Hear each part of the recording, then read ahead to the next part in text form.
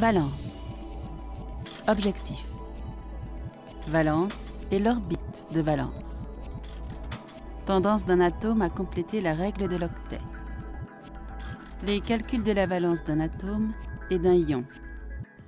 Selon Niels Bohr, dans un atome, les électrons sont disposés autour du noyau sur des orbites caractérisées par différents niveaux d'énergie ou couches électroniques. Ces niveaux d'énergie sont représentés par des lettres telles que K, L, M, et les orbites sont notées par les numéros 1, 2, 3 et ainsi de suite. Les électrons présents sur l'orbite externe sont appelés électrons de valence et l'orbite périphérique est appelée orbite de valence. Le nombre maximum d'électrons que peut accueillir l'orbite périphérique est 8. Les éléments possédant une orbite périphérique complète de 8 électrons satisfont la règle de l'octet. Ces éléments ne se combinent pas facilement avec d'autres éléments et par ailleurs montrent très peu de réactivité.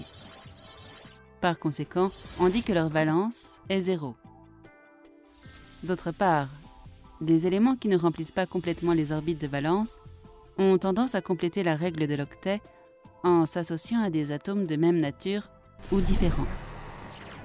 Cette capacité d'un atome à s'associer avec un autre atome est appelée sa valence. Ces éléments se combinent avec d'autres pour perdre, gagner ou partager leurs électrons.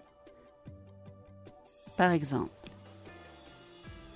la configuration électronique du sodium est 2, 8, 1. Et celle du chlore est 2, 8, 7. Pour le sodium, il est plus facile de perdre un électron plutôt que d'en acquérir 7 pour compléter son octet. Ainsi, le chlore accepte facilement un électron plutôt que d'en perdre 7 pour compléter son octet. Ainsi, le sodium et le chlore ont chacun une valence 1 et leurs capacités de combinaison sont aussi de 1. D'autre part, considérons deux atomes de chlore qui présentent une configuration électronique 2, 8, 7 qui se rapprochent l'un de l'autre. Comme vous pouvez le voir, chaque atome de chlore a besoin d'un électron pour compléter son octet. Dans ce cas-ci, au lieu de gagner ou de perdre des électrons, les atomes de chlore partagent un électron chacun. Par ailleurs, la valence des atomes de chlore dans une molécule de dichlore est 1, comme l'est aussi leur capacité de combinaison.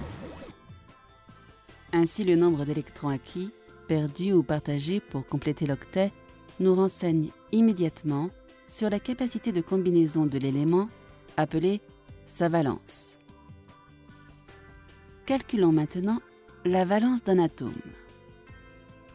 Nous allons d'abord étudier les éléments ayant plus de 4 électrons de valence. Considérons un atome de fluor de numéro atomique 9 et de configuration électronique 2, 7. Le fluor a donc 7 électrons de valence. Pour calculer sa valence, le nombre d'électrons de valence est soustrait de 8. Ainsi, la valence du fluor est 1. Pour l'atome d'oxygène, avec un numéro atomique 8 et une configuration électronique 2, 6, sa valence est donnée par 8 moins 6 égale 2. Maintenant, nous allons étudier les atomes qui ont moins de 4 électrons de valence. Considérons un atome de sodium avec un numéro atomique 11. Il a une configuration électronique 2, 8, 1. Ainsi, le sodium a un électron de valence. Pour de tels atomes, leur valence est égale aux électrons de valence. Le sodium a donc une valence 1. Il convient de noter que la valence du sodium et du fluor est 1. Mais le sodium perd des électrons tandis que le fluor acquit un électron pour compléter l'octet. Ainsi, la valence du sodium est considérée comme positive alors que celle du fluor est négative. Voyons maintenant comment est calculée la valence des ions. Dans le cas des ions, leurs valences sont les mêmes en grandeur et en signe que celles de leurs charges. Les entités porteuses des charges positives ou négatives sont appelées des ions. Celles qui portent des charges positives sont appelées des cations. Quelques cations simples sont Na+, Cu2+, Ai3+, etc. et ont des valences de +1, +2, +3, respectivement. Les entités portant des charges négatives sont appelées des anions. Des exemples d'anions sont Ci-, O2-, etc., montrant des valences de -1 et -2, respectivement. En outre, il existe un groupe d'atomes porteurs d'une charge, connu sous le nom d'ions polyatomiques. Par exemple, NH4+, SO4 2-, PO4 3-, etc. Ils affichent des valences de +1, -2 et -3, respectivement. Résumé. Nous avons appris que les électrons présents sur l'orbite externe sont appelés électrons de valence et que l'orbite périphérique est appelée orbite de valence. Le nombre maximum d'électrons qui peuvent être repris sur l'orbite externe est de 8.